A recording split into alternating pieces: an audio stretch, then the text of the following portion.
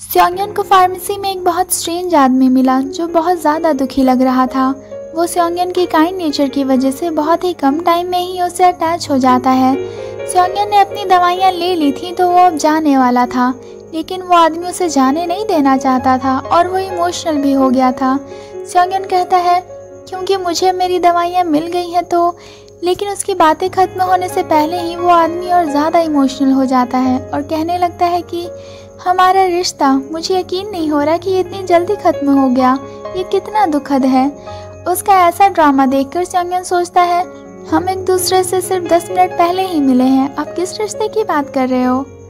वो आदमी स्योंगयन से फिर एक अजीब सी रिक्वेस्ट करता है कि स्योंगयन शी, क्या ये ठीक रहेगा अगर हम एक बार हैंड शेक करें और गले मिले तो, हमारी न्यू फ्रेंडशिप के लिए टोस्ट के तौर पर।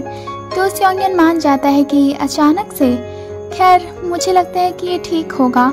फिर वो दोनों हैंड शेक करते हैं, जिसके तुरंत बाद वो आदमी स्योंगयन को टाइटली और क्लोजली हग कर लेता है, जिससे स्योंगयन भी सोचता है कि क्या हम कुछ ज़्यादा ही करीब नहीं हैं। तभी कोई लाइट की स्पीड से आकर स्योंगयन को उस आदमी से दूर खींच लेता है। वो वूजिन था, उसने उस आदमी को दूर ढकेल दिया जिससे वो फ्लोर पर गिर गया।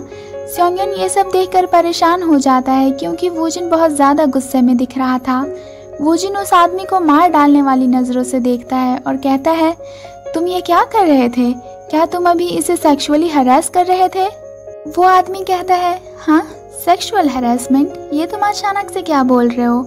तभी स्योंगयन भी चिल्लाकर कहता है कि ऐसा कुछ भी नहीं है, क्योंकि स्योंगयन ने ही उस आदमी को हाथ मिलाने और गले मिलने की परमिशन दी थी और अब वूजिन उस पर सेक्सुअल हरासमेंट जैसा इल्ज़ाम लगा रहा था, जो कि स्योंगयन के लिए बहुत एम्बैरेसिंग था। खैर, वूजिन पूछता है क्या सच में कुछ भी नहीं हुआ था। स्योंगयन हाँ, कुछ भी नहीं हुआ था। तो वूजिन वहाँ से स्योंगयन के साथ जाने लगता है कि तो फिर ठीक है, अब हम जा रहे हैं। और वो आदमी पीछे से वूजिन पर चिल्लाता रह जाता है कि हे, इधर उधर लोगों को धकेलने के बाद तुम्हें क्या लगता है तुम कहाँ जा रहे हो, हे इधर सुनो तुम। लेकिन वूजिन उस पर कोई ध्यान नहीं देता क्योंकि उसका पूरा ध्यान तो सिर्फ स्योंगयन पर था, जिसे उसने एक बोहरी की तरह पकड़ रखा था। स्योंगयन उसे खुद को नीचे छोड़ने के लिए कहता है कि क्या अब तुम मुझे नीचे उतार सकते हो, मैं चलना नहीं भूल गया हूँ।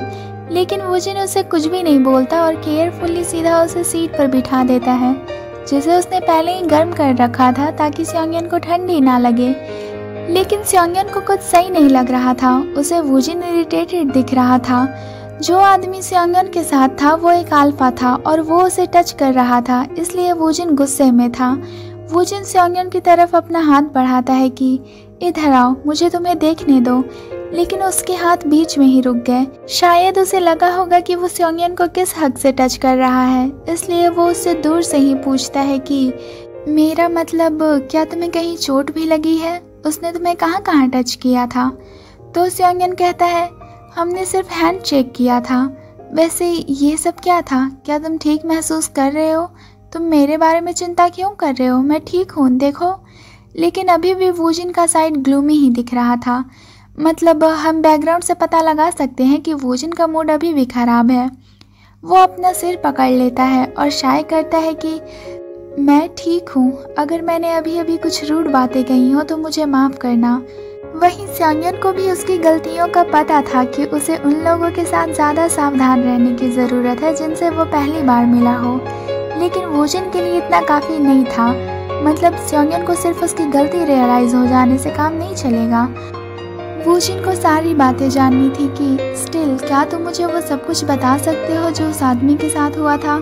मुझे लगता है कि मैं तभी शांत हो पाऊंगा जब मैं पूरी कहानी सुनूंगा। और यहाँ स्योंगयन भी सोचता है कि वूजिन को उस पर नाराज़ होने का पूरा हक है, इसलिए वो अपनी गलती मानते हुए वूजिन को सारी बातें बता देता है, जिसे वूजिन ग्लूमी फेस के साथ सीरियस होकर सुन रहा था।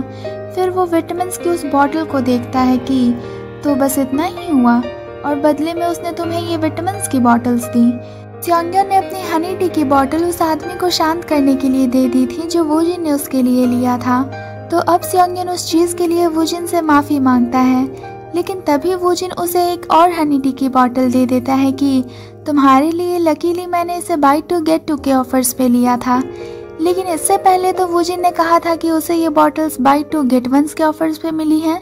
यहाँ चल क्या रहा है। खैर, स्योंगयन वो बॉटल लेकर खुश हो जाता है कि ओह थैंक यू, सच में मैं इसे पीना चाहता था।